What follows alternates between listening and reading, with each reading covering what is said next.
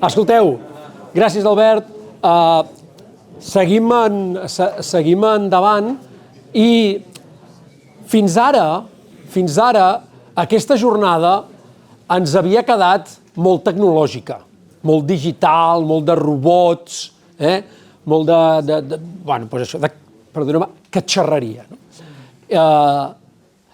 I, ostres, la innovació, i especialment a la vinya, però en general, la innovació no només passa pel vector de la digitalització o només passa pel vector de la robotització o de l'automatització.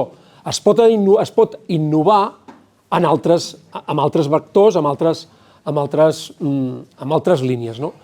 I no podíem fer una jornada d'innovació a la vinya sense parlar potser del vector que ara està més de moda, que és el sol. Ara hi ha èpoques, això anem a èpoques, i ara toca, i potser ja era hora, toca parlar del sol.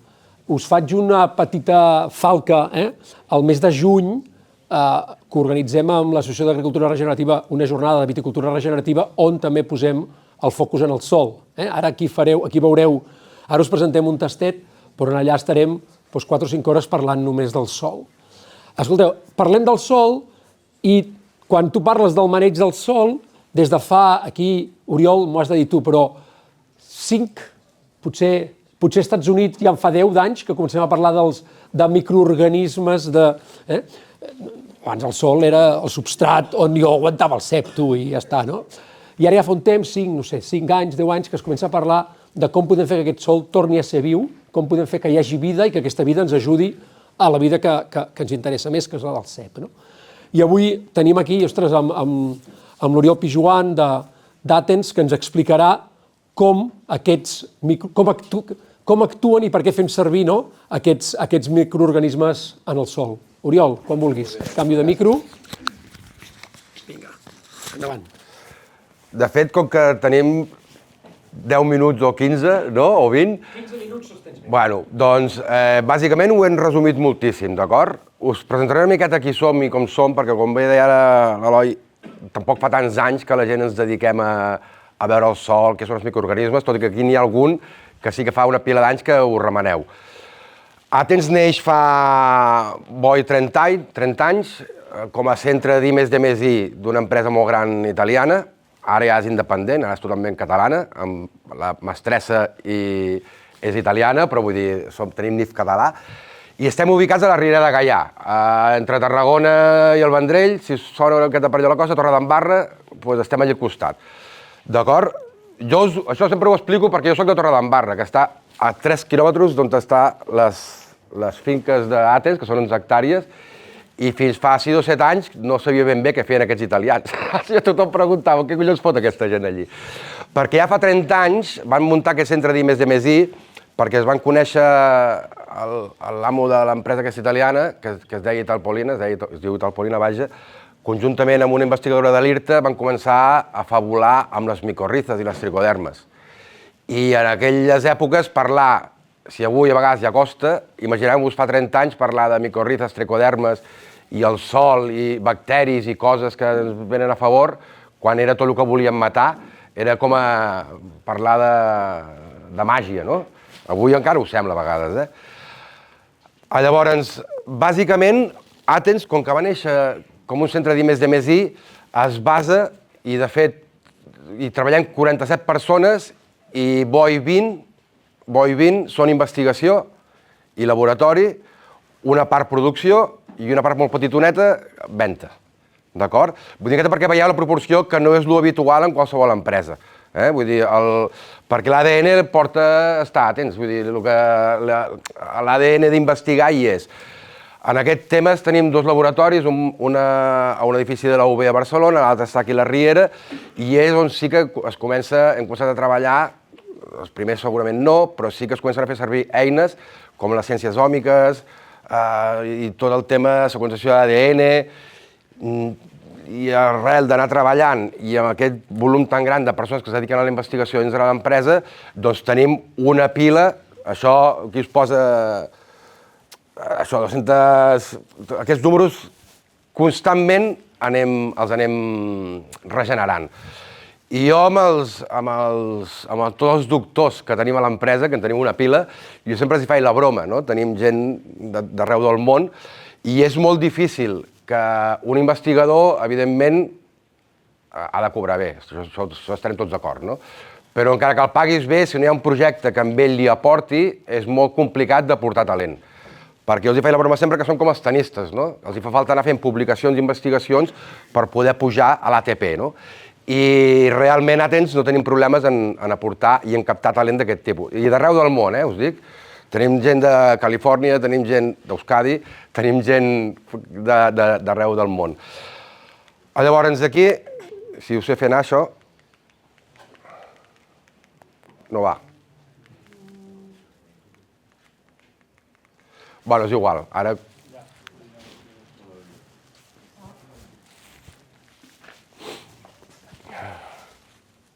Mira que bé.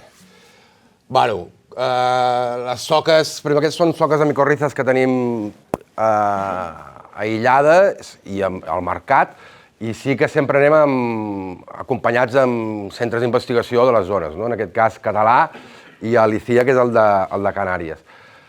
Sí que és veritat que en tots aquests clústers d'investigació hi tenim molt de... No va, això. Jo no ho vull. Sempre anem acompanyats amb tots aquests pols d'investigació, no?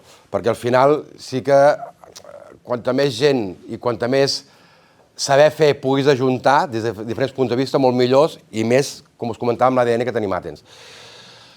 Us he posat això d'aquí per explicar-vos a grans trets, perquè veieu aquestes diferències. I jo la missió meva avui aquí, a part després us explicaré una soca específica per vinya, que seria el que potser agradaria més avui aquí, però sí que m'interessa que quedin algunes coses o obrir-vos algunes preguntes per quan algú us parli de micorrizes o tricodermes, que pugueu preguntar coses i pugueu tocar-li la moral al que us està explicant. Perquè sí que és veritat que a vegades no hi ha mala fe, perquè jo no li veig la mala fe, però sí que hi ha a vegades persones que amb tota la bona fe del món t'expliquen coses amb una visió com molt estreta, obviant tot l'altre o al revés. Llavors sí que és important tenir elements de referència i elements de que vosaltres pugueu decidir, no? Vull dir, al final, qui decidirà el que vol fer a casa vostra sou vosaltres, no seré jo ni ningú altre que no sigueu vosaltres. A tall d'exemple, per exemple, ara comença a estar de moda molt, com deia abans l'Eloi, tot el tema de microorganismes de sòl, d'acord? Llavors, els microorganismes, per mi el paraigua, el microorganisme paraigua seria la micorriza, que ens ajuda a estructurar sòl, a part de donar-vos moltes aptituds molt bones pel cultiu que tinguem, i la tricoderma, que es fa servir més com a element de defensa vers patògens. Us poso l'exemple de com fabriquem nosaltres, per exemple, o produïm, més que fabricar, produir la micorriza. Tu, quan vols fer micorrizes, per exemple, pots fer de tres maneres. A l'aire lliure, o sigui, jo aboco aquí, que reprodueixi i després miro d'agafar el que pugui. In vitro, en un laboratori, o en un hivernacle controlat en viu, d'acord? De les tres, la primera, si has de fer alguna cosa que sigui constant, la descartes totalment, perquè a l'aire lliure recuperes, si tu vols crear aquella micorriza o aquella soca, evidentment serà més complicat perquè hi haurà molta més variabilitat en tot, per lo bo i per lo dolent, per les dues coses. In vitro, al final és agafar plaques de Petri, us ho poso molt fàcil, o molt simplificat. Plaques de Petri, reproduïm, allí com un nen mimat, amb tot el que convé, de sucres, etc. A partir d'allí, després això ho triturem, i llavors tenim no sé quantes propàguls milions de propàguls per gram. I després la fórmula, que és la que fem servir nosaltres, perquè creiem que és la més bona i més idònia, també és la més complexa, és amb un hivernacle, que són les que veieu abans de la foto aquella d'allí, en viu. Això què vol dir en viu?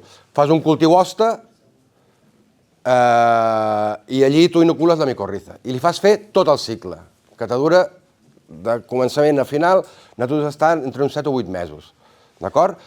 Llavors, tu d'aquí, tu provoques, cultives aquesta micorriza perquè es poluli, que espolular vol dir que tregui espores, i després tu retires aquestes espores, d'acord?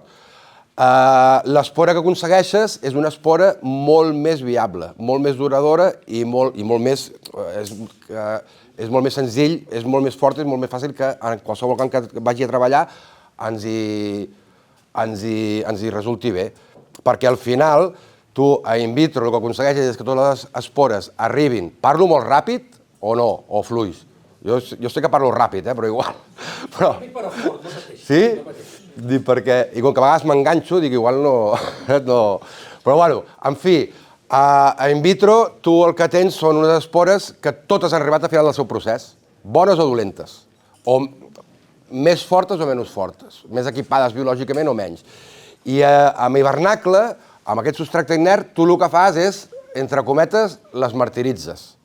Els hi poses traves, d'acord? Perquè al final no deixa ser un cultiu, encara que és un cultiu, un substrat pràcticament estèril, però li poses dificultats. Llavors només arriben a final del seu procés biològic, o sigui, a ser espora, una part que és la que biològicament és més competent. És la que després d'això tu ho col·loques. Una cosa que no us he posat aquí, però que ho poso per quan llegiu etiquetes, perquè igual que en productes... Te'n miro amb tu perquè a vegades això ho hem parlat amb tu. A vegades en productes les etiquetes és important llegir-les i saber-les llegir, d'acord? Valtros, un propàgul val. O sigui, si algú et posa, diu, aquí normalment posen molt de Shakespeare, no? No sé cuántos millones de propágulos por centímetro o milímetro mezclado de sustrato, bla, bla, bla, bla, tot aquest missal que t'escriuen allí, que teòricament és que te diu la concentració que hi ha d'allí, d'aquell fong, no et diuen mentides, perquè és veritat, és així. El que passa que propàgul pot ser un tros d'arrel infectada, un tros de vacuol, qualsevol trosset d'aquella micorriza i espores, d'acord? I nosaltres el que procurem és que el que arriba, en aquest cas, a les vinyes, siguin espores. Tota la resta de propàguls, si n'hi ha, no els contem. Només contem les espores. Per què? Jo sempre faig una comparativa que és molt senzilla. Si jo agafo un grapat d'esqueixos i el tirem aquí davant, saps? I avui que fa una miqueta de fred o un cop de vent, aquells esqueixos seran vàlids un rato, però no seran vàlids d'aquí un mes o d'aquí 2 mesos. Si jo tiro un grapat de llavors, aquella llavor s'aguantarà en aquella zona fins que hi hagi les condicions adequades per poder germinar. Doncs aquí està el tema de que si compreu espores o compreu de tot una mica. Vale? Bueno, més... Bueno, he anat enrere ara, no?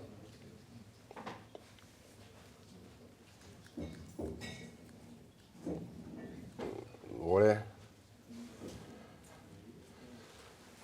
Aquí teniu aquesta foto tan bonica, això són espores. No sé si algú ho veureu. Després n'hi ha una altra encara més xula, que això que semblen olives, això són espores ampliades. I aquí veieu una miqueta el que és on ho fem nosaltres. Això aquí és a la Riera de Gaià, Sí que us convido, qualsevol... Eloi, no sé si para per aquí, qualsevol dia que vulgueu fer qualsevol història, tenim un auditori, no tan xulo com aquest, que aquest és xulíssim, però també tenim una zona per poder fer quedades. Llavors, aquí al final, a lo que anàvem, jo no sé el temps que porto, vam entrar, això deu fer fa 3 anys, un projecte que és Low pH Wine, que és amb diferents... A l'hora de veure que els pHs a l'arribar a bodega no eren els que volíem, es va agafar i es va fer un cetiti amb empreses d'adob, cadascú ho va investigar per la seva banda, empreses d'adob, bodegues, també obtentors de planta i, bàsicament, naltros, com que érem els únics que estàvem com a microorganismes. Cadascú va intentar, al veure aquest problema, que al pujar temperatures mitges el raïm madura més de pressa i llavors ens arriba cap a la bodega que cop més complicat i que hem de tocar més coses, a veure amb això d'aquí què podíem fer. Nosaltres el que vam fer va ser, dintre, ja us deia que és una empresa que està molt impregnada, molt marcada per l'I+D+I, i nosaltres tenim tot un catàleg enorme d'espores de fongs, que anem renovant, evidentment, i dintre d'aquests catàlegs de fongs vam considerar que era la micorriza perquè havíem vist cosetes ja en aquest aspecte i vam triar, al final, 4 soques, van acabar a la criba, van acabar 4 soques que ens ajudaven a treballar el tema aquest que veiem que podia arribar a provocar-nos que des de la planta, i és quan sabeu més contra els microorganismes, de la planta a l'hora de vinificar. D'acord? Aquí, bueno, Pago de Carrovejas, Bodega Roda, Naltrus, Barbadillo, Vitis Navarra i gent de bonus, etc. Aquí aquest és el que t'explicava. A veure quines repercussions al final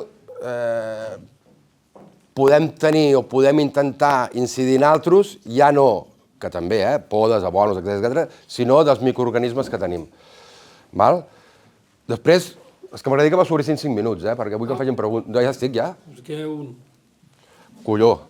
Bueno, res. Tot el que hem estat buscant són les rutes metabolòmiques i treballant una miqueta a veure en què es pot incidir i com treballàvem, no?, amb aquestes 4 soques, d'acord?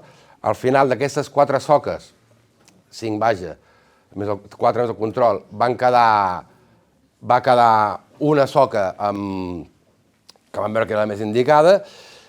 Aquí hi ha resultats de les diferents bodegues. Aquí teniu els diferents... Aquesta és la foto que us deia, que xula, això.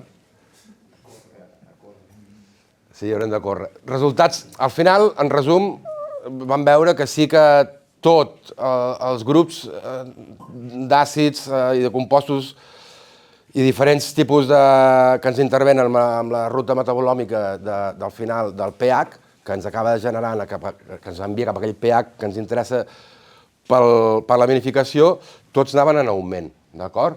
Que era el de Carrovejas, Barbadillo, etc.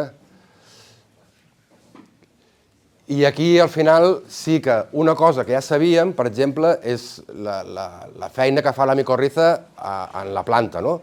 Ens ajuda a temes nutricionals, de temes de més recursos, o sigui, aprofitar millors recursos hídrics, etc.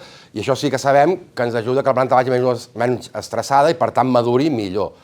Però amb aquesta soca sí que vam veure que aquest procés era d'una manera molt exponencialment alta versus les altres soques que tenim de micorriza. Sí que vam arribar a allargar. I ara ja per acabar us dic que aquest any i el que ve, com que no ens cansem mai de fer proves, estem repetint a l'assaig en temes vinificacions, per poder tenir dades. Perquè sí que és veritat que les dades han sortit molt xules, però quan surten dades xules el que has de fer és repetir moltes vegades per confirmar aquestes dades. D'acord? I, bueno, moltes gràcies a tots. Ja està? Sí o no? Si algú vol fer-li alguna pregunta, Oriol, si no, no patiu, perquè quedes de dinar, Oriol. Sí, un rato sí. Ja el teniu controlat. Que algú em pregunti, sisplau, per les soques autòctones a l'hora del dinar i coses d'aquestes, Una pregunta, Oriol. El tema de les soques autòctones... Jo, amb l'Albert, això a vegades ho riem una miqueta, l'Albert Domingo. Jo, per mi, per exemple, sí que és una pregunta que em trobo molt sovint. M'agrada que me la facis perquè me la trobo molt sovint, aquesta pregunta. Moltes vegades hi ha gent que te diu jo vull la meva soca autòctona de la meva vinya o del meu camp, del meu no sé què, no sé quantos. Jo us puc dir que jo em vaig aquí a la petroquímica, on anem tots ara d'excursió, a la petroquímica de Tarragona, rasquem a algun lloc que hagin caigut hidrocarburs i alguna soca de micorriza trobaríem. Saps? I per la meva manera de veure-ho, aquella soca no és autòctona de la petroquímica de Tarragona. És la que té capacitat de resistir hidrocarburs.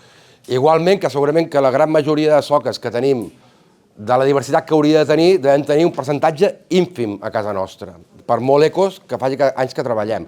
Per què? Perquè tirem sofres, coures, hem tirat herbicides durant un munt de temps, hem llaurat i rellaurat durant un munt de temps, i al final tenim soques que han aguantat aquestes llaurades, aquests herbicides, etc. Vull dir, la variabilitat de soques de micorriza que tenim a casa nostra, casa meva la primera, i la casa de tots, també encara que no vulgueu, és mínima.